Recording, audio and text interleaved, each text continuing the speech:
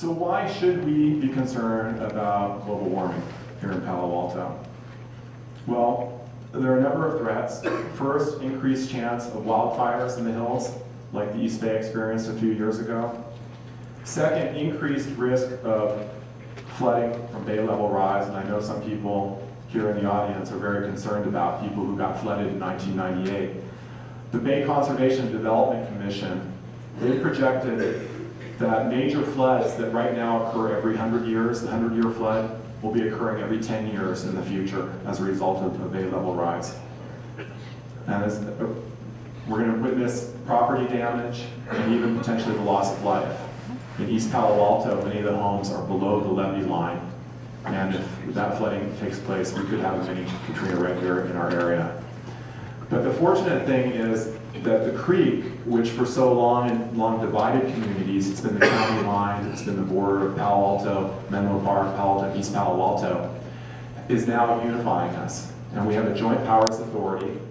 This year, the mayor of Menlo Park, East Palo Alto, and I are serving on that, along with representatives from the Water District and San Mateo County. And last year we hired a new executive director, Lynn Matterman, who is here. And there is a real focus on what we call early implementation project.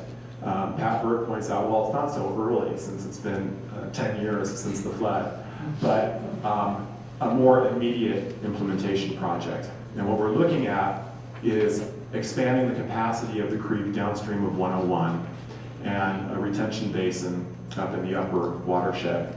So there will be a community meeting here this Thursday at 7 o'clock focusing on San Francisco Creek. We encourage you all to come because we think there's going to be some exciting movement happening in the near future. The third impact of climate change is water scarcity. So we have a growing population in Palo Alto. The snowpack is going to decline, and there's going to be less available potable water. So we're fortunate right now. We have some of the best drinking water in the world from the Tuolumne River by way of Hetch Hetchy. And just last year, the Water System Improvement Program, which is coordinated by the San Francisco Public Utilities Commission, was approved, which is going to enable the retrofit of the whole system to make it seismically safe. Right now, the line crosses 3 major earthquake faults, and there was concern that an earthquake could shut off our water from 30 to 60 days. So that's a $4.5 billion project, and we're going to see the price of water, of our potable water, increase as a result of that to pay for the system. It was a controversial issue because originally there was a proposal to divert up to 25 million more gallons of water per day as part of the project, enough water to fill 1,000 swimming pools. But an agreement was reached between the PUC and the environmental community and the other players that in the spirit of compromise, for the next 10 years, there would be a cap on water sales to enable this to go through. So our population in the Bay Area is going to grow. There's not going to be more available water. We need to look to efficiency, conservation, and recycling to stretch out that important resource. Here in Palo Alto, we're very, very green, including our canopy. We have great trees, and as a result, we have one of the highest per capita water uses in the region. My challenge to my colleagues and to the city is to set a goal of reducing our water use by 20% by 2020. And this may sound challenging, but my colleague, Councilmember Burt, who has a company called Acteron, which does plating for high-tech companies, reduced their water use by 95%. So that's a real inspiration to me, and I hope it's an inspiration to the city. We need people to take advantage of our rebate programs. We work closely with the Water District. You can get a home water audit. They'll come over and help you out. There are sensors you can put in your lawn to reduce water use. There are all sorts of water-efficient devices and appliances. And if you remove your lawn and replace it with native species, you can earn up to $2,000. So a great way to do the right thing and make a little profit at the same time. In Palo Alto, we release 25 million gallons of treated recycled water into the bay every day.